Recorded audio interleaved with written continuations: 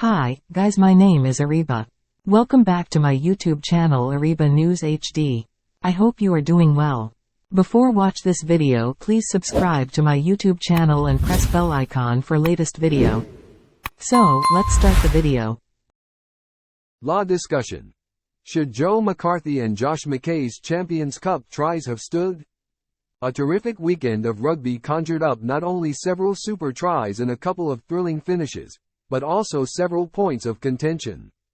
As rugby does, we're not going to delve into the red cards here.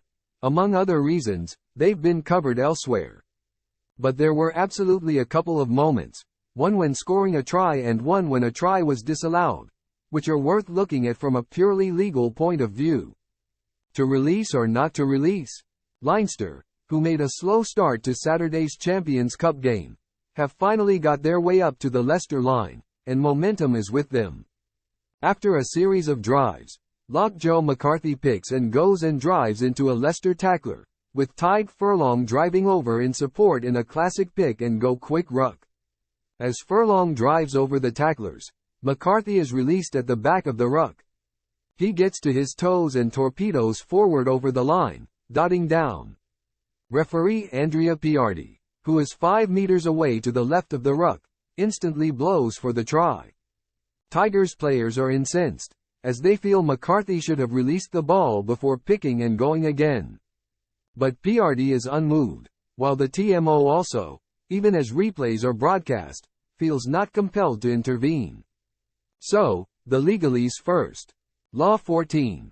The tackle states, for a tackle to occur, the ball carrier is held and brought to ground by one or more opponents. Being brought to ground means that the ball carrier is lying, sitting or has at least one knee on the ground or on another player who is on the ground. Being held means that a tackler must continue holding the ball carrier until the ball carrier is on the ground. This checklist is quickly completed.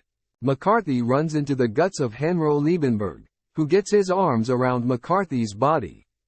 Both McCarthy's knees hit the ground while Liebenberg is still engaged. Law 14 continues.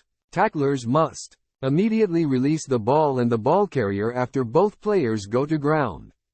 Immediately move away from the tackled player and from the ball, or get up. Be on their feet before attempting to play the ball. Allow the tackled player to release or play the ball. Allow the tackled player to move away from the ball.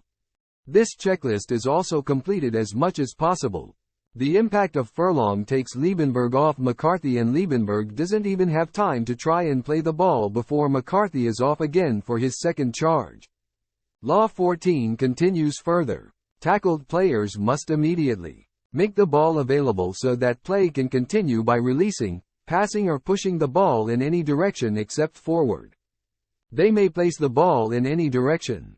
Move away from the ball or get up. Ensure that they do not lie on, over or near the ball to prevent opposition players from gaining possession of it. This first part does not happen. Subsequent replays show the ball very much in McCarthy's grasp as he propels himself to his toes and forwards. Not for 1 second does he let go of the ball. However, he does get up almost instantly. So the question really is, should he have had to let go of the ball? As we see from these checklists, yes, he should. A tackle occurred, and the tackler fulfilled his duties.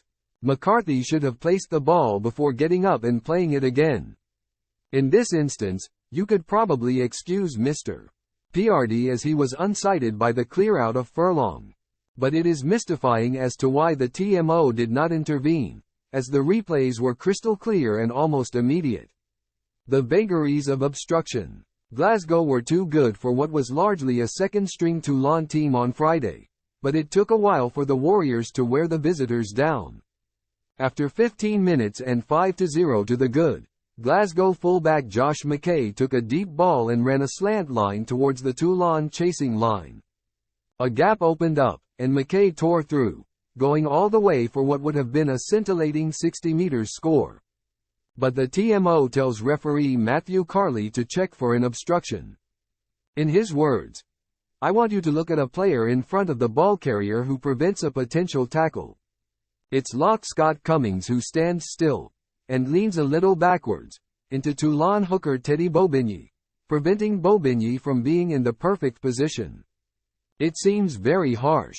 Bobigny got to McKay despite the bump with Cummings and flapped at McKay rather unconvincingly.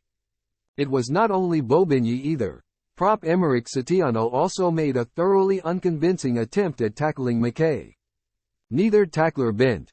Neither stepped in with the shoulder to the thighs or guts as you should. It was a very poor tackle technique.